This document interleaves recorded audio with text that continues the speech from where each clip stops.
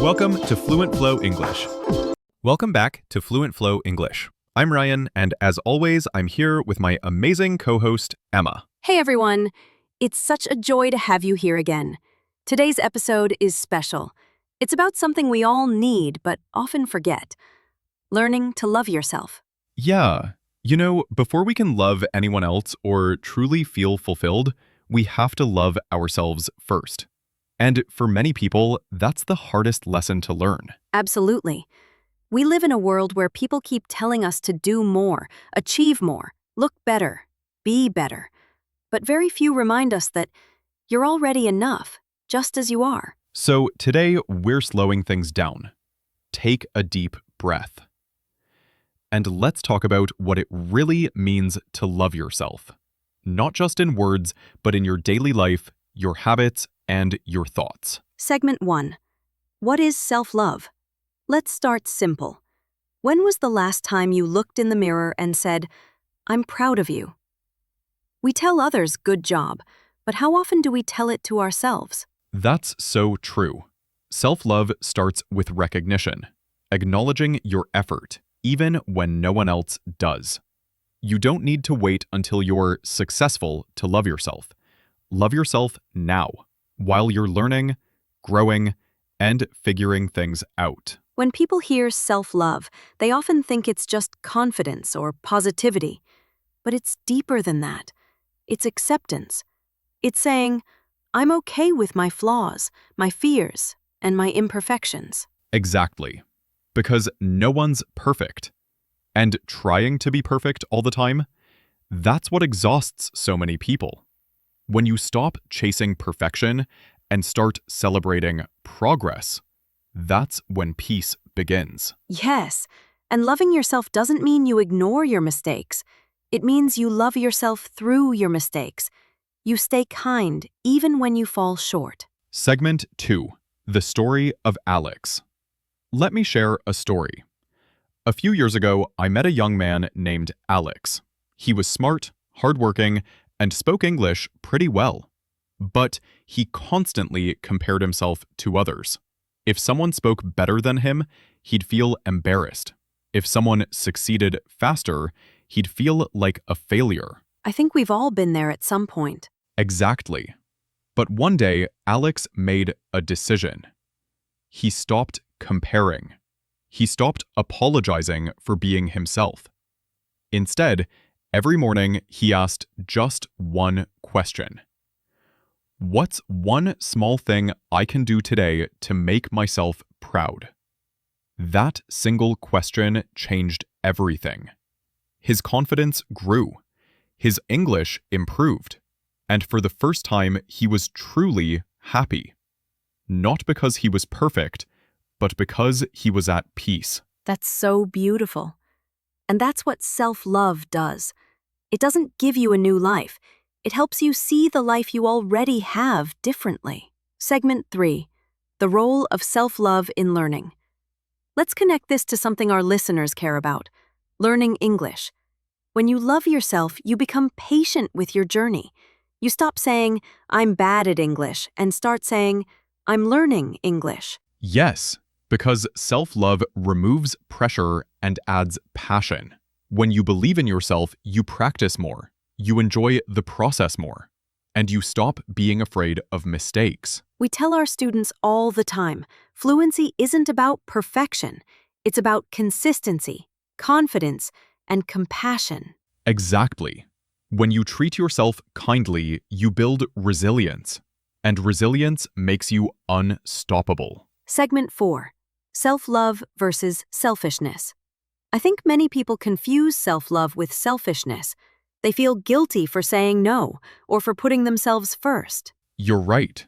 But real self-love is the opposite of selfishness. When you love yourself, you have more love to give others. It's like filling a cup. You can't pour into others if your cup is empty. Exactly. When you're kind to yourself, you show up better, more calm, more patient, more understanding. That's why people who truly love themselves often radiate peace. They don't seek validation. They already have it inside. Segment 5. The hardest part. Forgiveness. Now, Ryan, I think one of the hardest parts of self-love is forgiveness. Yes. Forgiving yourself. That's something we all struggle with. We replay mistakes like old songs we can't stop listening to. Yes, but here's the truth. You can't heal if you keep reopening the same wound. Forgive yourself for not knowing better before you learned. Forgive yourself for trying and failing. Forgive yourself for being human. Forgiveness doesn't mean forgetting. It means choosing peace over pain. And when you do that, you breathe easier. You stop fighting your past and start living in your present. Segment 6. Setting boundaries. Another part of self-love is boundaries. Loving yourself means saying no to things that drain your peace. Exactly. So many people say yes to everything, afraid to disappoint others. But in doing so, they disappoint themselves. Setting boundaries isn't rude, it's healthy. You can't say yes to growth if you're always saying yes to stress. Beautifully said. And that includes online life too. Take breaks from social media. Don't compare your behind the scenes to someone else's highlight reel. Right. Comparison kills confidence. Love grows in silence, reflection, and gratitude, not endless scrolling. Segment 7. Listener story, Maria.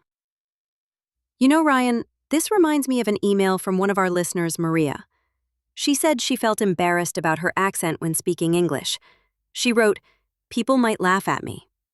And I told her, your accent is your story. It's not something to hide. It's proof you're brave enough to learn. I love that, because that's exactly what self-love is, owning your uniqueness. There's only one you in this entire world, and that's your power. Segment 8. The energy you give yourself. Here's something many people forget. You teach others how to treat you by how you treat yourself. Yes, if you keep putting yourself down, others might start believing you're not worth respect. But when you carry yourself with love, you set the standard. That confidence, that peace, it's magnetic. It attracts the right people, opportunities, and love that matches your energy. Segment 9. Practical self-love habits. Okay, Ryan, let's make this practical. Let's give our listeners some easy ways to practice self-love every day. Great idea. Here are 5 simple but powerful ones. 1. Start your day with kindness. Before checking your phone, say one kind thing about yourself. It could be, "I'm grateful for my effort," or "I'm doing my best." 2. Practice gratitude. Write down 3 things you're thankful for, even small ones like good coffee or sunshine. 3. Take care of your body. Drink water. Sleep enough. Move your body with love, not punishment. 4. Forgive yourself daily. Don't carry yesterday's mistakes into today. 5. Do something that makes your soul happy. Listen to music, draw, walk outside. Anything that fills your heart. And here's my favorite. Speak gently to yourself. Your mind believes what you tell it most often, so tell it the truth. You are enough. Segment 10. The closing message. As we wrap up today, remember this.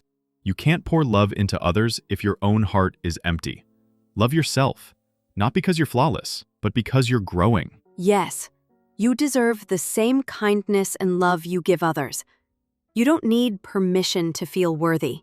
You already are. You don't have to be perfect to deserve rest, joy, or peace. You just have to be human. Thank you for listening to FluentFlow English.